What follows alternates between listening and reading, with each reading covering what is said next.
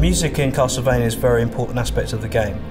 In the old 8-bit days, the music was a key feature which everybody really loved, and we wanted to do something different, but we wanted to maintain the quality of the music that we'd seen in previous games.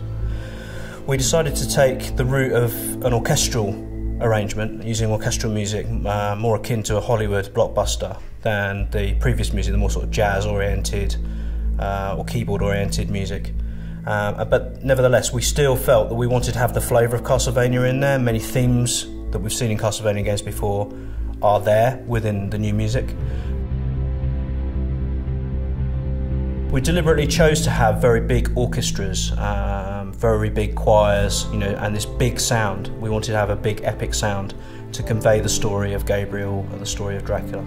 And you know, that's carrying through with Lords of Shadow 2. It's important that we have the quality of the music, but we also have this kind of huge, expressive themes that players can really attach to, that they associate with the world and with the character. So what we do is we often send Oscar storyboards, we send Oscar the game itself, we send him cutscenes, we send him sequences, whole sequences for him to score. We work very closely with him. We think it's very important that he has total access to the game. Without it, I don't think a composer can really get to the heart and soul of a game.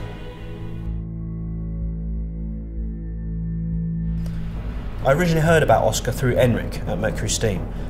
He came recommended by Enric because he'd made games for Mercury Steam before, through Scrapland and Jericho. We had other composers in mind and we considered other composers, but Oscar really understood what we were trying to do with the story of Dracula. He really understood that this was a kind of tragic and epic tale, and you know, his musical cues were very much, you know, based around that, and we felt the emotion of the story just from listening to his you know, his initial musical ideas. And at that point, I decided that, you know, that Oscar's the man for the job. And I'm so glad I did, because, you know, Oscar is very collaborative. He has often really good ideas about how you can make a scene work even better, because, you know, music is the emotional core of some of the things that we see in Castlevania.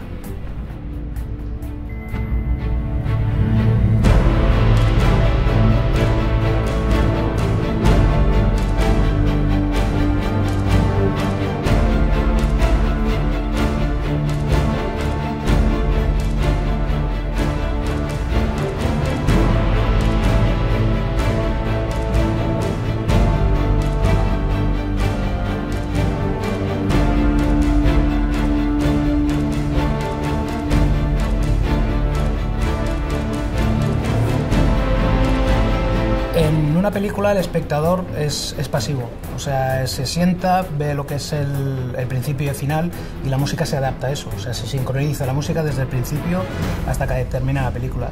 En un videojuego el protagonista o el jugador es activo, entonces no hay un juego igual, ni tampoco hay una jugabilidad en el mundo que nadie juegue de la misma forma desde que empieza, ¿no? Entonces la música también se tiene que adaptar. O sea, cuando un jugador entra en un sitio, decide si entrar por un sitio o por otro, y entonces la música se activa o se desactiva.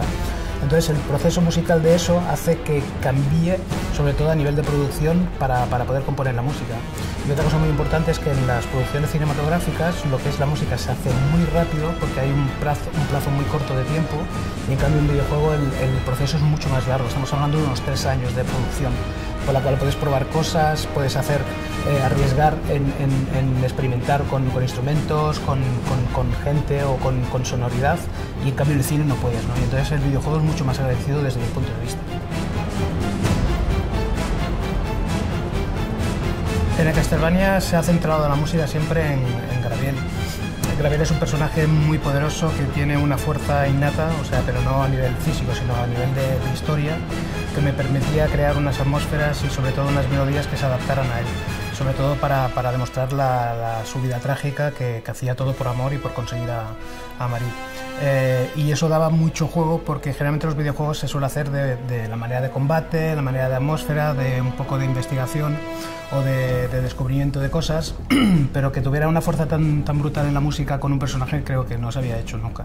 Y por eso yo creo que ha sido una de las fuertes de la banda sonora, y que gracias a ello también ha ganado muchos premios por eso, creo.